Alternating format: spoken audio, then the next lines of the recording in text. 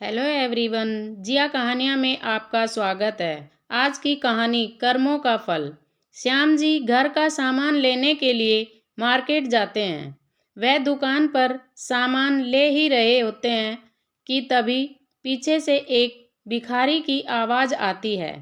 बाबा, कुछ दे दो खाने के लिए, मैंने 2 दिनों से कुछ भी नहीं खाया है।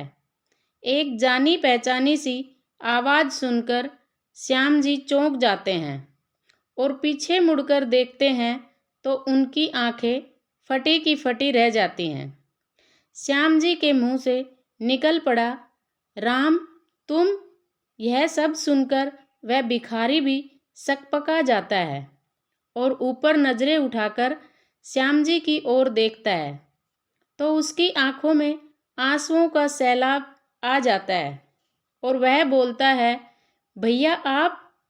हाँ मैं, लेकिन तुम्हारी यह हालत कैसे हो गई?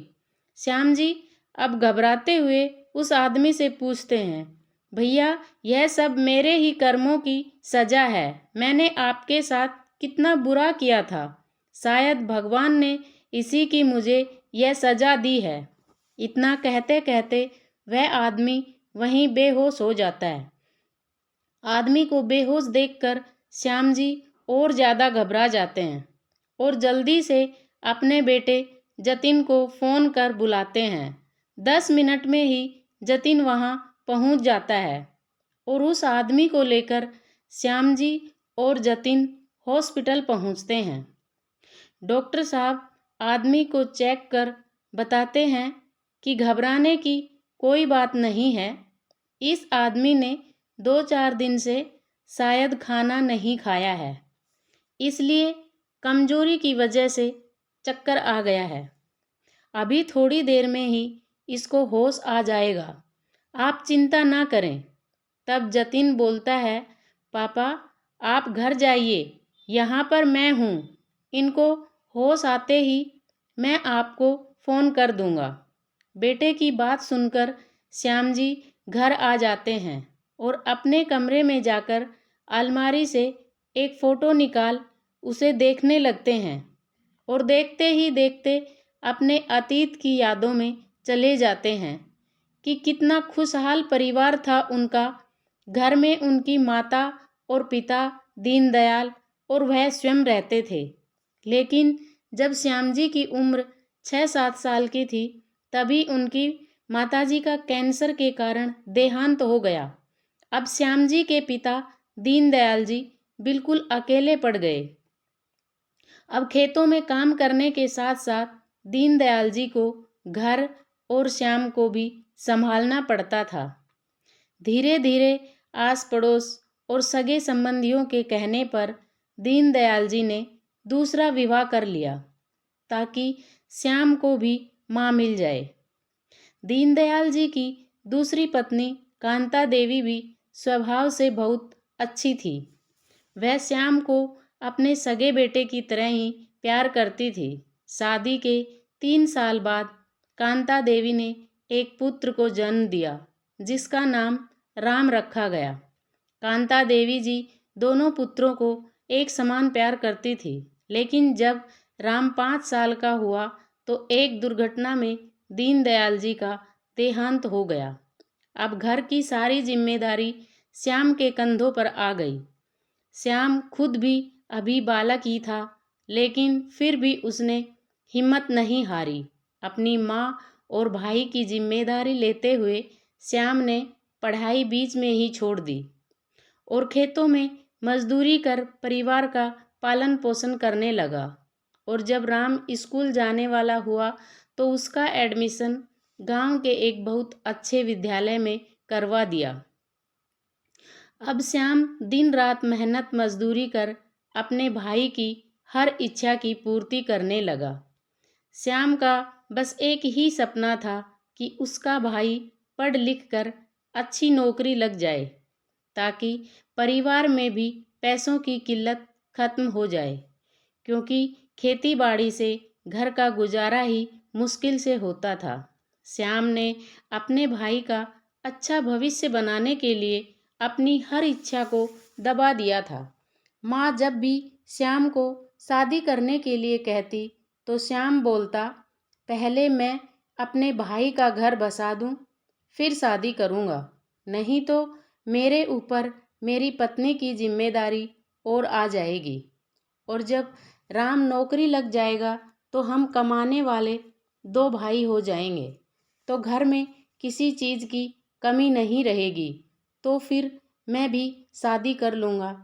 तब माँ बोली, पता नहीं बेटा, मुझे तो कभी कभी डर लगता है कि तू कभी छोटे भाई के भविष्य के चक्कर में अपना जीवन बर्बाद ना कर ले।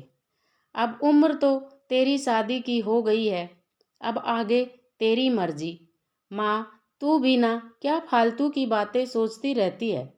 बस एक बार राम अच्छी जॉब लग जाए, फिर माँ सब अच्छा ही अच्छा होगा। श्याम हंसते हुए बोले।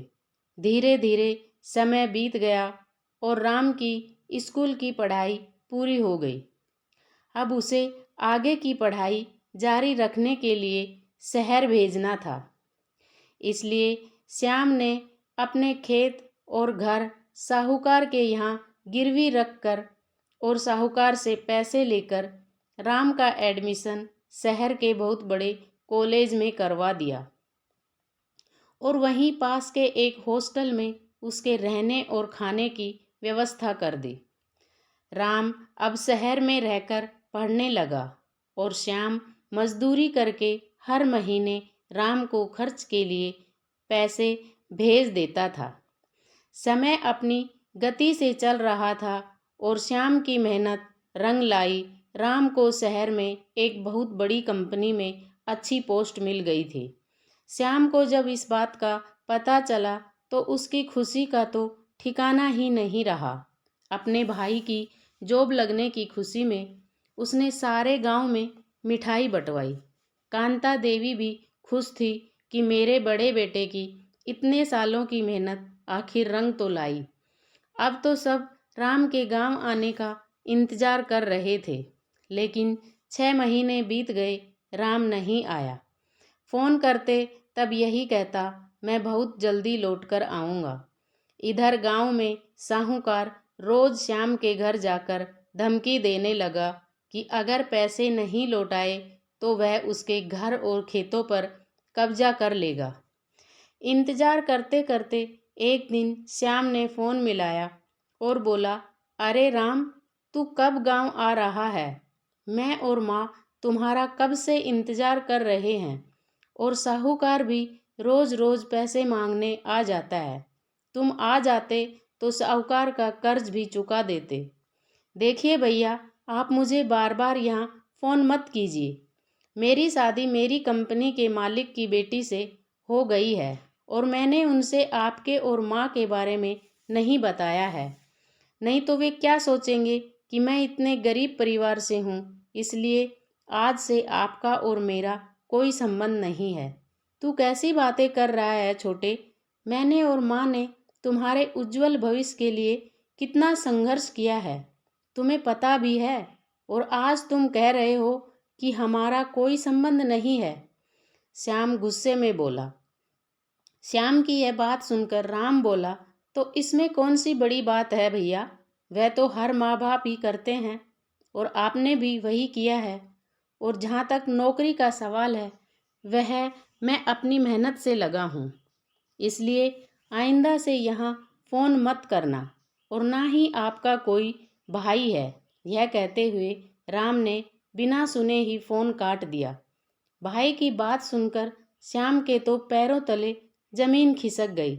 वह सोचने लगा, जिस भाई के सुनहरे भविष्य के खातिर मैंने आज तक शादी नहीं की, आज उसी भाई ने इतना बड़ा धोखा दे दिया।